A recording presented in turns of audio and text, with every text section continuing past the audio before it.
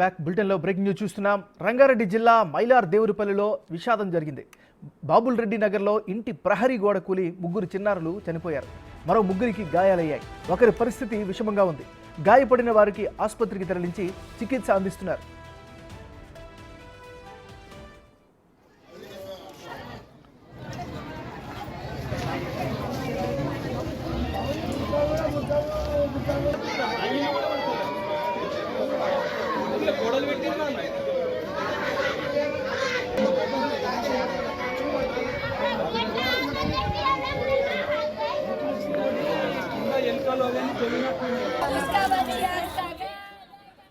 బులెటిన్లో breaking news చూస్తున్నాం. రంగారెడ్డి జిల్లా మైలార్ దేవుపల్లిలో విషాదం జరిగింది.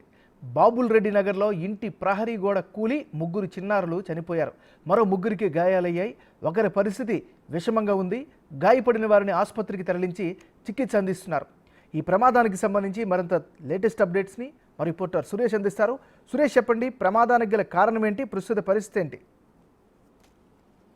ఏమన్నారు, ఈ రోజు ఉదయం 9 గంటల సమయంలో పిల్లలు ఇంటి పక్కనే ఉన్న ఒక ఖాళీ స్థలం వద్ద ఆడుకుంటుండగా అక్కడే పాడుబడ్డ ఒక గోడ, పురాతనంగా నిర్మించిన గోడ నిన్న వర్షానికి పూర్తిగా నాని ఉండడంతో పిల్లలు ఒకరితో ఒకరు ఆడుకున్న క్రమంలో ఆ గోడను టచ్ చేసి పరుగులు తీస్తున్న క్రమంలోనే ఒకసారిగా ఆ గోడ కూలిపోయి అక్కడే ఉన్న పిల్లలపై పడిపోవడం జరిగింది. ఇద్దరు పిల్లలు కూడా స్పాట్ లోనే చనిపోవడం జరిగింది. ఇద్దరు అక్క చెల్లెలుగా చెప్తున్నారు. మరో ముగ్గురికి తీవ్ర గాయాలయ్యాయి. వారిని ఆసుపత్రికి తరలించారు. అయితే వర్షాకాలం ప్రారంభమై 2-3 రోజుల నుంచి వర్షాలు పడుతున్నప్పటికీ జిహెచ్ఎంసీ అధికారులు ఇలాంటి పాత భవనాలు గాని కూలిపోయే శిథిలావస్థకు ఉన్నటువంటి బిల్డింగ్లని పూర్తిగా తొలగించాలని చెప్పేసి ఆదేశాలు ఉన్నప్పటికీ కూడా వాటిని పట్టించుకోకపోవడం వల్లనే ఈ ప్రమాదం జరిగిందని చెప్పేసి కూడా స్థానికులు మండిపడుతున్నారు. అభం శుభం తెలియని చిన్నారులు 3 సంవత్సరాలు, 4 సంవత్సరాలు, 7-8 సంవత్సరాల పిల్లలే అక్కడ ఆడుకుంటున్న సమయంలో ఒక్కసారిగా ఈ గోడ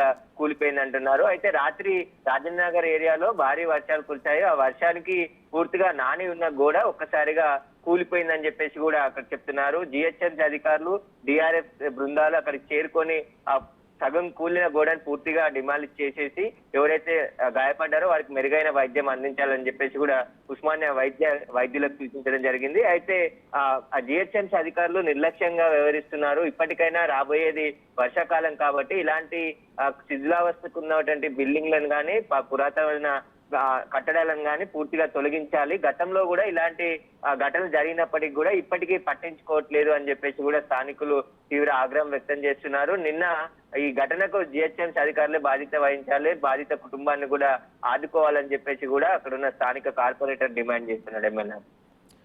థ్యాంక్ యూ సురేష్.